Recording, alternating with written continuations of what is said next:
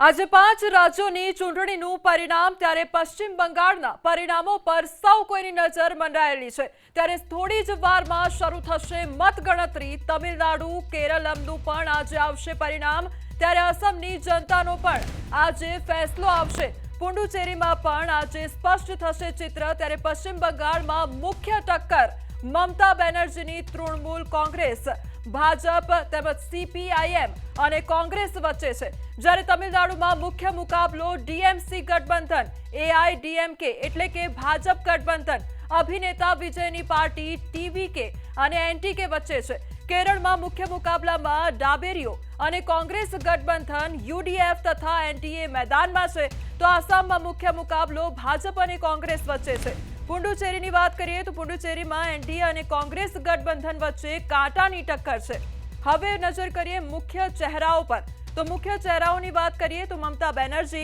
સુવેન્દુ અધિકારી મોહમ્મદ સલીમ એમકે સ્ટાલિન ઉદયનિધિ સ્ટાલિન તેમજ પિનારિયા વિજયન વીડી સથીસન રાજીવ ચંદ્રશેખર હેમંત બિસ્વા શર્મા ગૌરવ ગોગોઈ અને એન રંગાસ્વામી અને વી વૈથિલિંગમ છે તો આ વખતની ચૂંટણીમાં તમામ પક્ષોએ જોરદાર પ્રચાર અભિયાન ચલાવીને પૂરી તાકાત લગાવી દીધી છે સૌની મીટ પશ્ચિમ બંગાળ પર વધુ જોવા મળી રહી છે કારણ કે અહીં ટક્કર મમતા બેનર્જી સામે છે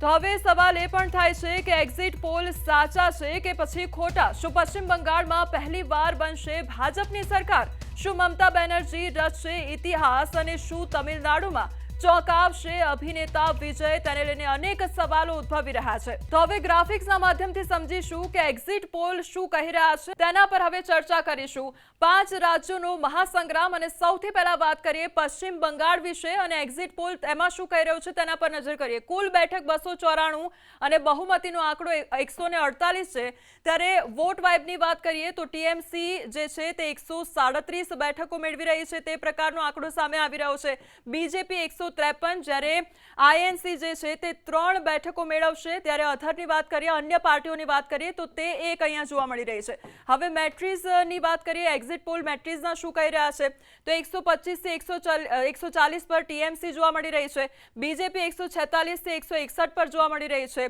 અને અન્યની વાત કરીએ તો 6 થી 10 બેઠકો ફાળે જઈ રહી છે અહીંયા બીજેપીનો જે આંકડો છે તે સૌથી વધુ જોવા મળી રહ્યો છે 146 થી 161 હવે પીમાર્કના એક્ઝિટ પોલ પર હવે નજર કરીએ તો તેમાં ટીએમસી 118 અને 138 પર સમેટાતી જોવા મળી રહી છે જ્યારે બીજેપી 146 અને 161 પર જોવા મળી રહી છે જ્યારે આઈએનસીની વાત કરીએ તો તે છે 6 થી 10 બેઠકો તેને મળી રહી છે અને અન્યના ફાળે 0 જઈ રહી છે હવે નજર કરીએ જેવીસી પર જેવીસીના એક્ઝિટ પોલ શું કહી રહ્યા છે તેના પર નજર કરીએ તો ટીએમસી 131 અને 152 સમેટાઈ રહી છે ત્યારે બીજેપી પર નજર કરીએ તો 138 અને 159 બેઠકો તેના ફાળે જઈ રહી છે જ્યારે આઈએનસીની વાત કરીએ તો આઈએનસી 0 અથવા તો 2 બેઠકો તેના ફાળે જઈ શકે અને અન્યની પણ એ પ્રકારની જ પરિસ્થિતિ જોવા મળી રહી છે ચાણક્ય સ્ટ્રેટેજીસની વાત કરીએ કે તેના એક્ઝિટ પોલ શું કહી રહ્યા છે તો ટીએમસી 130 થી 140 જોવા મળી રહી છે જ્યારે બીજેપીની વાત કરીએ તો તે 150 થી 160 જોવા મળી રહી છે આઈએનસી અને અન્યની વાત કરીએ તો અન્ય પણ 6 થી 10 બેઠકો તેના ફાળે જાય તેવી અહીંયા એક્ઝિટ પોલના આંકડા કહી રહ્યા છે એટલે બીજેપી અહીંયા આગળ ચાલતી નજરે પડી રહી છે પીપલ્સ પલ્સની વાત કરીએ તેના એક્ઝિટ પોલ શું કહી રહ્યા છે તેના પર પણ નજર કરી રહીએ તો 177 થી 187 જેટલી જે બેઠકો છે તે ટીએમસીના ફાળે જઈ શકે છે બીજેપી પર નજર કરીએ તો 95 થી 110 પર બીજેપી સમેટાઈ જશે તે પ્રકારના આંકડા જોવા મળી રહ્યા છે આઈએનસીની વાત કરીએ તો આઈએનસી પર 1 થી 3 જે બેઠકો છે તે તેના ફાળે જઈ શકે છે અન્યની વાત કરીએ તો તે 2 બેઠકો તેના ફાળે જઈ શકે છે હવે નજર કરીએ પોલ ડાયરી પર તો તેના એક્ઝિટ પોલ શું કહી રહ્યા છે 99 થી 127 બેઠક પર ટીએમસી સમેટાઈ જશે બીજેપીની વાત કરીએ તો 142 થી 171 બેઠકો બીજેપીના ફાળે જઈ શકે છે ત્યારે આઈએનસીની વાત કરીએ તો ત્યાં આગળ આપણને શૂન્ય આંકડો જોવા મળી રહ્યો છે અધરની વાત કરીએ તો તે 5 થી 9 બેઠકો જઈ શકે છે હવે પોલના સરેરાશ પર નજર કરીએ તો ટીએમસીની 134 અહીંયા બેઠકો સરેરાશ જોવા મળી રહી છે બીજેપીની નજર કરીએ તો તે 152 જોવા મળી રહી છે એટલે બીજેપીનો અહીંયા આંકડો વધારે જોવા મળી રહ્યો છે. એટલે પશ્ચિમ બંગાળમાં ખાસ કરીને જોવા જઈએ તો પશ્ચિમ બંગાળમાં એક્ઝિટ પોલની વાત કરીએ તો એક્ઝિટ પોલ જાણે ભાજપ તરફ ઇશારો કરી રહ્યું હોય તે પ્રકારની અહીંયા પરિસ્થિતિ પશ્ચિમ બંગાળમાં ખાસ કરીને જોવા મળી રહી છે. હવે આસામની વાત કરી લઈએ કે આસામમાં શું સ્થિતિ છે. જે પણ એક્ઝિટ પોલ છે તેના આંકડાઓ શું કહી રહ્યા છે તેના પર નજર કરીએ. સૌથી પહેલા વાત કરીએ વોટ વાઇબ જે એક્ઝિટ પોલ છે તેનું પરિણામ શું જોવા મળી રહ્યું છે તેના પર નજર કરીએ. બીજેપીના ફાળે 90 થી 100 બેઠકો જઈ રહી છે તેવું દર્શાવી રહ્યું છે. કોંગ્રેસની વાત કરીએ તો તે 23 થી 33 જેટલી જે બેઠકો છે તે તેના ફાળે જઈ શકે છે. AUDFની વાત કરીએ તો તે 6 બેઠકો તેના ફાળે જઈ શકે છે. અન્ય શૂન્ય પર સમેટાયેલી જોવા મળી રહી છે. કુલ બેઠકો અહીંયા 126 છે અને જે બહુમતીનો આંકડો છે તે 64નો છે. એટલે અહીંયા પણ ક્યાંક આપણને બીજેપી આગળ જતી નજરે પડી રહી છે. હવે એક્સિસ માય ઇન્ડિયાના એક્ઝિટ પોલ શું કહી રહ્યા છે તો બીજેપી 88 થી 100 બેઠકો મેળવી શકે છે, ત્યારે કોંગ્રેસ 24 થી 36 બેઠકો. અહીંયા પરિસ્થિતિ ડામાડોળ. જે અન્ય પાર્ટીઓ છે, સ્થાનિક પાર્ટીઓ છે, તે આપણને ઓછી જોવા મળી રહી છે. અહીંયા જેવીસીની વાત કરીએ તો તેના એક્ઝિટ પોલ શું કહી રહ્યા છે તો બીજેપી અહીંયા 88 થી 101 અને કોંગ્રેસ 23 થી 33 બેઠકો મેળવી રહી છે. મેટ્રિઝની વાત કરીએ, મેટ્રિઝના એક્ઝિટ પોલ શું કહી રહ્યા છે તો તે પણ 85 થી લગભગ 95 બેઠકો મેળવી શકે છે ભાજપ, જ્યારે 25 થી 32 જે બેઠકો છે તે કોંગ્રેસ મેળવી શકે છે. પી માર્ક પર નજર કરીએ તો તેના એક્ઝિટ પોલ શું કહી રહ્યા છે તો 82 થી 94 જેટલી જે બેઠકો છે તે બીજેપીના ફાળે જઈ શકે છે. 30 થી 40 જે બેઠકો છે તે કોંગ્રેસના ફાળે જઈ શકે છે. એટલે અહીંયા આસામમાં પણ ક્યાંક આપણને બીજેપીમાં આંકડો વધુ જોવા મળી રહ્યો છે. એટલે આસામમાં પણ એક્ઝિટ પોલ બીજેપી તરફ ઇશારો કરી રહ્યું છે. અને હવે આપણે નજર કરીશું તમિલનાડુ પર કે તમિલનાડુમાં કયા પ્રકારની પરિસ્થિતિ છે, તેના એક્ઝિટ પોલ શું કહી રહ્યા છે તેના પર નજર કરીએ. તો વોટ વાઇબના એક્ઝિટ પોલ પર નજર કરીએ. ડીએમકેની વાત કરીએ તો 103 થી 113 બેઠકો ડીએમકેના ફાળે જઈ રહી છે. એડીએમકેની વાત કરીએ તો 114 થી 124 જેટલી જે બેઠકો છે તે તેના ફાળે જઈ રહી છે. 4 થી 10 અને અન્યની અહીંયા પરિસ્થિતિ જોઈએ તો તે ડામાડોળ જોવા મળી રહી છે. કુલ બેઠકો 234 છે અને બહુમતીનો જે આંકડો છે તે 118 અહીંયા જોવા મળી રહ્યો છે. હવે વાત કરીએ એક્સિસ માય ઇન્ડિયાની વાત કરીએ તો અહીંયા ડીએમકે જે છે તે 92 થી 110ની બેઠકો તેને મળી રહી છે અને એડીએમકે પ્લસની વાત કરીએ તો તે 22 થી 32 અહીંયા બેઠકો મેળવી રહ્યું છે. બીજી વાત કરીએ મેટ્રિઝ એક્ઝિટ પોલની કે જ્યાં અહીંયા ડીએમકેને 122 થી 132 બેઠકો મળી રહી છે, જ્યારે એડીએમકેને 87 થી 100 બેઠકો જે છે તે મળી રહી છે. બીજી તરફ હવે પીપલ્સ પલ્સ એક્ઝિટ પોલની જો વાત કરીએ તો ત્યાં પણ 125 થી 145નો આંકડો ડીએમકે પર જોવા મળી રહ્યો છે, જ્યારે એડીએમકેમાં 65 થી 80નો આંકડો જોવા મળી રહ્યો છે. પીપલ્સ ઇનસાઇટની વાત કરીએ તો ત્યાં પણ 120 થી 40 બેઠકો જોવા મળી રહી છે અને એડીએમકેમાં 60 થી 70 બેઠકો જોવા મળી રહી છે. ત્યારે હવે વાત કરીએ જેવીસી વિશે તો જેવીસીમાં પણ 120 થી 140 ડીએમકે પ્લસમાં જે આંકડો છે તે જોવા મળી રહ્યો છે.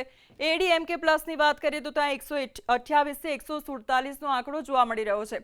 એટલે કુલ જો સરેરાશ વાત કરવામાં આવે તો ડીએમકે પ્લસમાં 128ની બેઠકોનો આંકડો જે છે તે સામે આવ્યો છે. એડીએમકે પ્લસની નજર કરીએ તો 84 જેટલો આંકડો સામે આવ્યો છે. અને હવે નજર કરીએ કેરળમ પર. કેરળમની શું સ્થિતિ છે, એક્ઝિટ પોલ શું કહી રહ્યા છે તેના પર નજર કરીએ. જે બેઠકોનો કુલ આંકડો છે સૌથી પહેલા તો તેના પર નજર કરી લઈએ કે 140 જે છે તે કુલ બેઠકો છે અને બહુમતીનો આંકડો 71 છે. વોટ વાઇબ એક્ઝિટ પોલ શું કહી રહ્યું છે તેના પર નજર કરીએ. એલડીએફના ફાળે 58 થી 68 જે બેઠકો છે તે એલડીએફના ફાળે આવી રહી છે. યુડીએફની વાત કરીએ તો તે છે 70 થી 80 બેઠકો જે છે તે યુડીએફના ફાળે આવી રહી છે. એનડીએની વાત કરીએ તો ત્યાં 4 બેઠકો જોવા મળી રહી છે, અન્યના ફાળે એક પણ બેઠક નથી જોવા મળી રહી. મેટ્રિઝ એક્ઝિટ પોલ શું કહી રહ્યા છે તો એલડીએફ 60 થી 65 બેઠકો તેના ફાળે જઈ શકે છે. યુડીએફ પર નજર કરીએ તો 70 થી 75 બેઠકો તેના ફાળે જઈ શકે છે. એનડીએની વાત કરીએ તો તે છે 3 થી 5 બેઠકો એનડીએના ફાળે જઈ શકે છે. હવે નજર કરીએ જેવીસી પર તો જેવીસી એક્ઝિટ પોલ શું કહી રહ્યા છે તેના પર નજર કરીએ તો તે 52 થી જે 61 બેઠકો છે તે એલડીએફના ફાળે જઈ શકે છે. 72 થી 84 બેઠકો યુડીએફના ફાળે જઈ શકે છે. 3 થી 7 બેઠકો એનડીએના ફાળે જઈ શકે છે. ત્યારે એક્સિસમાં ઇન્ડિયા પર પણ હવે નજર કરીએ તો 49 થી 62 જે બેઠકો છે તે એલડીએફના ફાળે જઈ રહી છે. 78 થી 90 જે બેઠકો છે તે યુડીએફના ફાળે જઈ રહી છે અને એનડીએ પર નજર કરીએ તો ત્યાં 0 થી 3ની પરિસ્થિતિ જોવા મળી રહી છે. પીપલ્સ પલ્સમાં પણ એ જ પ્રકારની પરિસ્થિતિ લગભગ 55થી 65 જેટલી જે બેઠકો છે તે અહીંયા એલડીએફના ફાળે જઈ રહી છે અને બાકીની જે 75થી 85 બેઠકો છે તે યુડીએફના ફાળે જઈ રહી હોય તે પ્રકારની અહીંયા પરિસ્થિતિ જોવા મળી રહી છે. એનડીએના ફાળે 0 થી 3 એટલે કે એનડીએની જો વાત કરવામાં આવે તો કેરળમાં 3 થી 4 બેઠકો તેના ફાળે જઈ રહી હોય તે પ્રકારની પરિસ્થિતિ જોવા મળી રહી છે.